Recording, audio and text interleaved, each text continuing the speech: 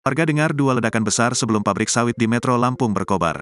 Pabrik PT Sinar Jaya Inti Mulia atau pabrik Tomo di Kecamatan Metro Utara, Kota Metro, Lampung, Kebaran, Jumat, tanggal 4 Agustus tahun 2023, petang. Warga sekitar pabrik Tomo melihat kepulan asap terlebih dahulu kemudian ledakan cukup keras sebanyak 2 kali.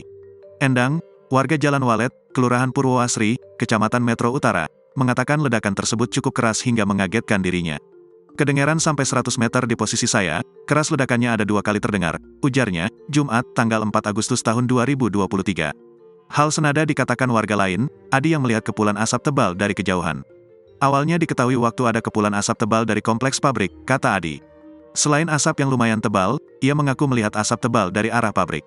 Kami awalnya juga terkejut, saat ada melihat kepulan asap, dan api yang lumayan besar dari bagian dalam pabrik tersebut, ujarnya.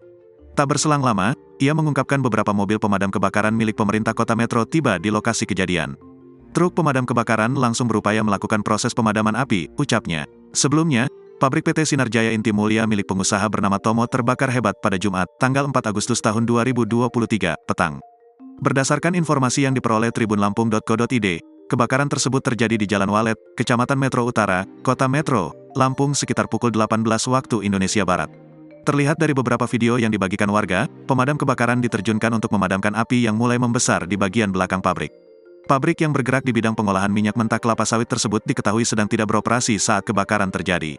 Hingga pukul 20 waktu Indonesia Barat, terpantau terdapat 4 mobil damkar yang dikerahkan dalam memadamkan api.